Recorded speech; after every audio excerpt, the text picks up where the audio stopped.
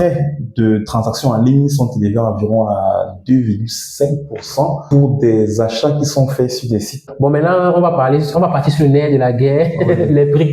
Les prix, oui, combien coûte le dollar, oui, combien voilà, coûte l'euro. Justement. Est-ce qu'il y a la TVA sur la carte? Est-ce qu'il y a les frais d'entretien? Ça, c'est vrai. Voilà, c'est vrai. C'est une bonne question. Bon, sur les cartes Mastercard, sur nos Mastercard, il y a un frais d'entretien de $1 chaque mois qui est obligatoire. Et si c'est que vous ne payez pas de $1 là, la banque va détruire, va suspendre complètement la carte. Il y a aussi Mastercard prélève 1% sur tous les achats que vous faites en ligne. C'est-à-dire, 1% qui varie de $1 à $5. Ça veut dire que si vous faites un achat de $100 en ligne, Mastercard vous prélève $1. Donc, le coût total de l'achat va être $101. Ça, c'est comme ça que Mastercard fonctionne. Maintenant, les retraits sont instantanés, comme je dis, la carte n'a pas de problème, elle fonctionne. Pour recharger. Pour recharge instantané. C'est gratuit. Gratuit, 0 francs. Carte gratuite, c'est 0 francs. Maintenant, nos cartes Visa, qui sont aussi des cartes américaines, là-bas, on fait justement les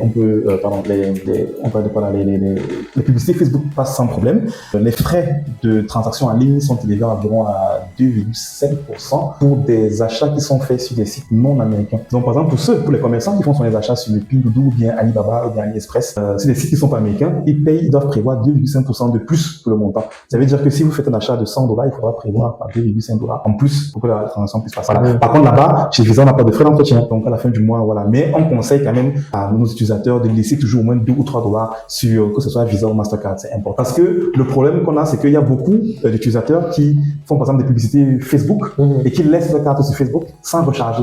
Voilà. Et après, Facebook essaie de venir débiter. Après 1, 2, 3 tentatives, ils ne reçoivent pas le montant qu'ils veulent prendre, la carte est suspendue. Oui, là c'est normal. Non, mais il y a des gens qui le font, ils ne savent pas. Il y a d'autres qui abandonnent leur carte là, ils laissent peut-être $1 ou 0,5. Et après, il abandonne sa carte, s'attend à ce que ça puisse continuer à tourner. Après, quand sa carte se bloque, il vient se plaindre au service client. Ça, c'est pas comme ça que ça marche. Il faut toujours laisser au moins $2 ou $3 sur la carte. Et quand sa carte est bloquée, qu'est-ce qu'il peut faire? Non, quand la carte est bloquée, là ça dépend. Par exemple, chez Visa, après 3 tentatives, s'ils ne réussissent pas à prendre de l'argent sur la carte, ça se fait automatiquement. Et c'est fini. Donc, il faut seulement reprendre notre carte. Maintenant, chez Mastercard, si ils essayent après 3 tentatives, la carte est bloquée. Voilà. Et maintenant, on donne la chance à l'utilisateur de contacter le service client afin de débloquer la carte. Mais on ne va pas le faire non plus tout le temps. Voilà. Donc, c'est pour ça qu'on conseille l'utilisateur de toujours laisser au moins $2 ou $3 sur la carte pour pouvoir faire fonctionner sa carte. Ok. Bon, maintenant, je vais savoir quel est l'avantage de Cash.me par rapport aux banques traditionnelles? Les banques traditionnelles, pour parler honnêtement, il y a la recharge qui est instantanée. C'est-à-dire quand vous prenez une carte prépayée, je ne sais pas, on va pas citer les noms, on va dire des UBA ou des EcoBank, vous avez sans publicité, vous avez du mal à recharger par exemple votre carte à tout moment. Donc pour un commerçant par exemple qui veut faire des achats en ligne, peut-être à 2h du matin, il est obligé de faire le dépôt à la banque, faire le rang pour déposer la carte, pour recharger la carte et tout. Donc c'est un c'est l'avantage principal dans les cartes virtuelles. Voilà, c'est qu'elles sont rechargeables par Orange et MTN. Je vous prends un exemple très banal. Récemment, on a une cliente là qui est allée en vacances aux États-Unis et elle voulait acheter un billet d'avion urgent pour un de ses déplacements. Et bien sûr, elle utilise des cartes des banques traditionnelles, mais elle avait fait comment pour recharger. Pourtant, elle avait de l'argent sur son compte Orange Money et MTN Money. Donc du coup, elle a rechargé sa carte virtuelle Cash.me, elle a acheté son billet d'avion et elle a fait son déplacement au calme. Donc c'est vraiment le plus grand avantage de cette carte. Voilà. Et le deuxième, se situe au niveau des plafonds.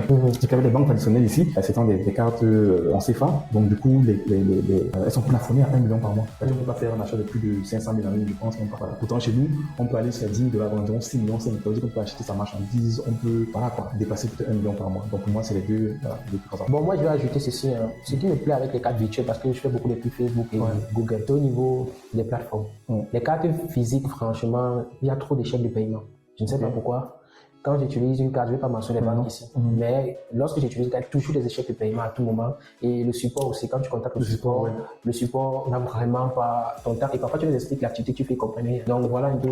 C'est vrai que j'ai discuté avec plusieurs clients pour leur demander, parce que des fois, ils se plaignent, ils nous contactent, ils se plaignent, ils disent non, par exemple, chez tel concurrent, les prix sont comme ça, chez tel autre concurrent, les prix sont meilleurs, pourquoi est-ce que c'est si cher et tout. Non, ils disent souvent comment.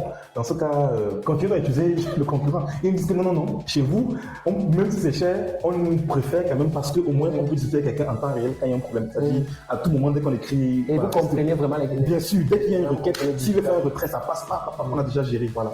Ouais, un peu la carte passe aussi sur PayPal. Oui, la carte est PayPal. Wow. Tous nos utilisateurs, justement, qui font des achats sur Alibaba et consorts, passent par PayPal. Donc, on peut lire les cartes à PayPal. Et on va avoir combien de cartes avec l'application? On peut avoir jusqu'à 30 cartes. Wow. 30 cartes virtuelles. C'est magnifique. Voilà. Alors que les banques traditionnelles, c'est une de voilà. Il y a des gens qui ont plusieurs comptes Facebook, ceux qui font peut-être le marketing digital comme moi. Ils gèrent plusieurs comptes de leurs clients, si vous avez peut-être 10 clients, mais avec une carte dans les banques physiques, tu ne peux pas avoir plus de 2 cartes. Voilà. Moi, ce que je faisais souvent, c'est quoi? Lorsque ma carte avait déjà atteint un seuil de compte maximum, sur Facebook, c'est 4. Ce que je faisais, c'est quoi? Je pars à la banque, je dis qu'on m'a piraté ma carte, il faut que je change une autre carte. C'est comme ça que je faisais, et trop de casse-tête. Donc ici, en quelques secondes, on va avoir 30 cartes. Et vous allez gérer tous vos clients. Autant de comptes, voilà. Vraiment, c'est magnifique. C'est quelque chose que je conseille beaucoup parce que je ne parle pas de n'importe quoi sur la chaîne avant de parler de quelque chose. Moi-même, je l'utilise au quotidien. Et c'est vraiment quelqu'un de très honnête. C'est pas comme les autres, vous allez écrire, ils vont pas vous répondre, ils vont passer votre argent. Cette carte, c'est lorsque j'utilise ça, lorsqu'il y a un problème, il réagit rapidement. Même si vous devez récupérer votre argent, il n'y a pas de souci. Sans problème. Voilà, c'est pas comme les autres cartes. Il y a plein de personnes qui sont fait bloquer beaucoup d'argent dans les cartes. Apparemment, jamais pu utiliser. Oui. Avec ça, c'est vraiment pas comme ça. C'est une carte qui se fait aller très loin, conquérir le marché. Donc, sachez que c'est du sérieux. Bien sûr. On arrive donc à la fin de cette vidéo. J'espère que vous avez énormément appris et que dès à présent, vous pouvez créer votre compte Cash Me et votre carte bancaire payée sur des sites comme Facebook, Google Ads, Alibaba, PayPal et consorts. Pour avoir votre carte Cash Me, autant pour moi, c'est très simple. Vous allez sur Play Store, vous tapez Cash Me, l'application va sortir. Pour ceux qui ne savent pas comment faire tout ça, qui ne veulent pas se casser la tête, vous allez m'écrire sur le numéro WhatsApp juste en dessous de cette vidéo. Je vais me charger de tout créer pour vous. On se retrouve dans une autre vidéo. Ciao, ciao!